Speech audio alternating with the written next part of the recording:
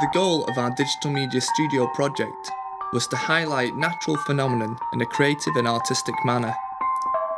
In doing so, our aim was to invoke a strong emotive response from our audience.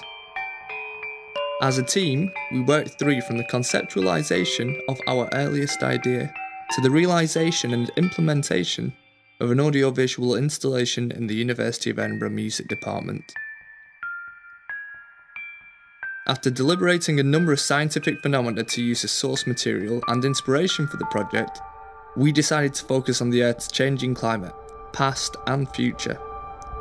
The case for climate science data was a strong one, a passionately debated topic in contemporary society with a broad base of research at its foundation.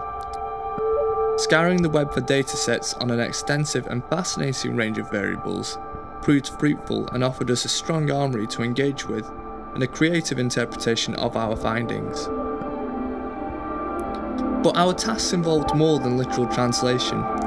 It required a stark removal from the dry, formal presentation of the datasets. We wanted to understand how the idea of climate change makes people feel. The conflicting rhetoric between climate researchers and skeptics has become a hallmark of contemporary media and journalism. With the public caught in the crossfire, we wanted to be sure we understood the pervading perceptions of our audience.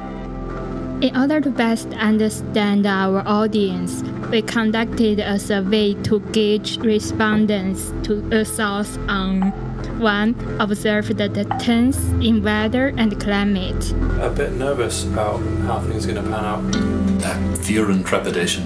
2. Projected trends in weather and climate. I'm very upset in terms of, I think, biodiversity is a very important thing. It's terrifying. I mean, the ramifications for both, me personally, everyone I know, and us as a species are huge.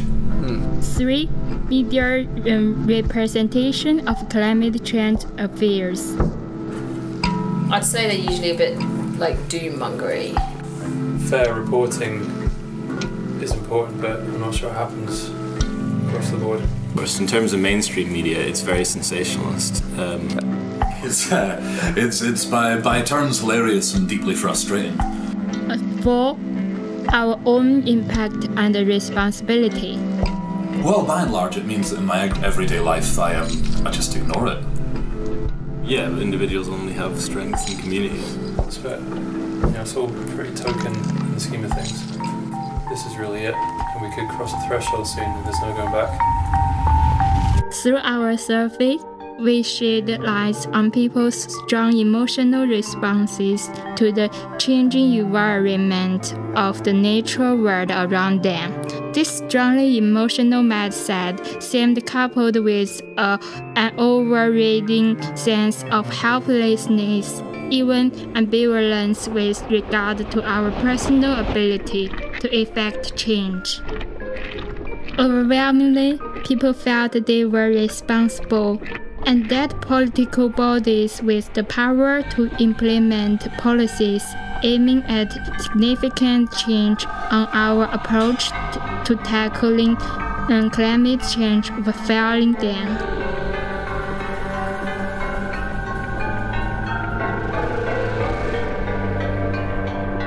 Armed with a clear understanding of the pervading perceptions of the collective public psyche, we set about planning our audiovisual installation to provoke the strongest response from our audience.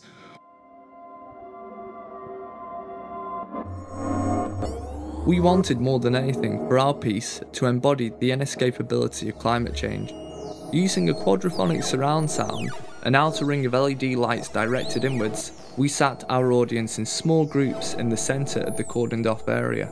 Again, we wanted to shift the focus to the impact we can take on climate change.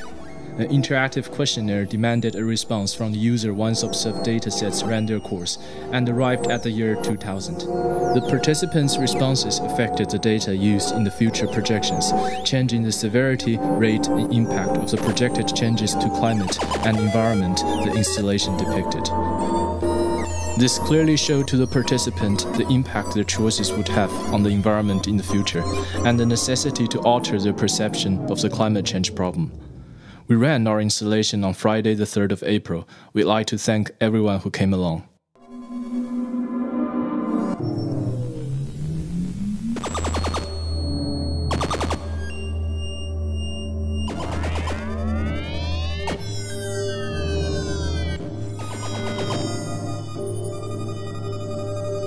what does the knowledge that sea level rise has been increasing sharply over the last 100 years?